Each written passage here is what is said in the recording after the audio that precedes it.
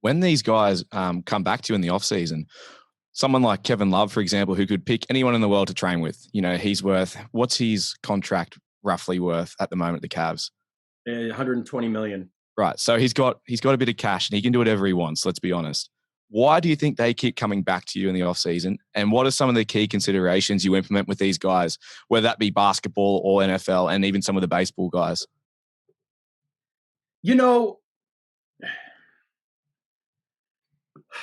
Performance only takes you so far. When I first met Kevin, he stood up out of the chair and he's like, nice to meet you. Like his back sucked. It wasn't good. He was depressed because of his back, or maybe he was, I don't know, like why he was depressed, whatever the fuck it was. He had trouble sleeping. So we worked, I got him out of pain. His back stopped hurting. And he's like, holy fuck, I feel like me again.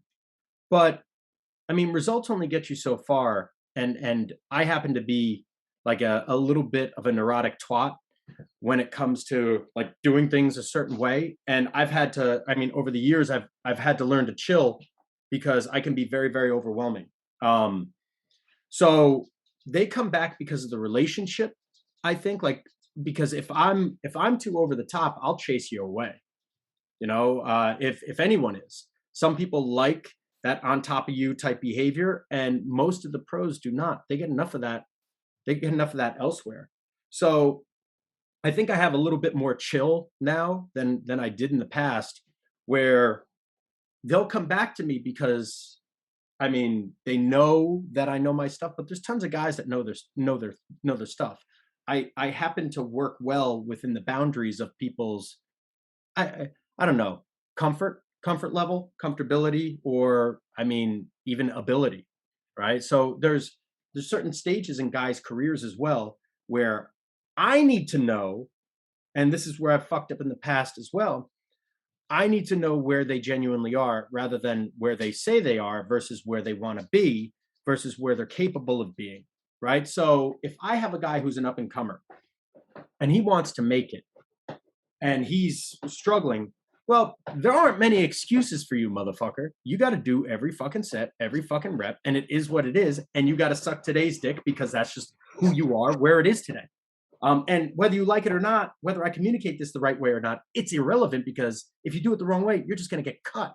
You don't have a lot of options. But then you have a Kevin Love or a Brandon Marshall or Devin McCourty, where Devin McCourty comes to my gym and he's one of my favorite humans alive. And where they are, like in their training, in their life, like they're probably $80 million worth of contracts, 160 between the two of them, right? They take 2 to 3 hours, actually 3 to 4 hours to work out. And their workout could be done in an hour and a half. They just love, Devin just loves coming in and shooting the shit with me. So when he first started coming in, he was probably year 4, year 5 in the NFL, and he's at like year 12 now. And he was already kind of a big name guy, but he kind of bullshits around a little bit. And I could see why someone would want to call him lazy, but he's not. He does all the work he's supposed to do. He just has a good time while he does it, and he makes a day of it, right? So I had to learn how to maneuver my way around what someone needs versus what they think they need versus what I think they need, right? So a guy like Dev, like he could take the off season to himself and do whatever the fuck he wants. Like he doesn't, and I have no reason to be on him because he knows how to take care of himself. And me taking that approach with a lot of these guys, knowing when to take my foot off the gas and knowing when to go down, like and fucking crush them. It goes a long way with these veteran personalities.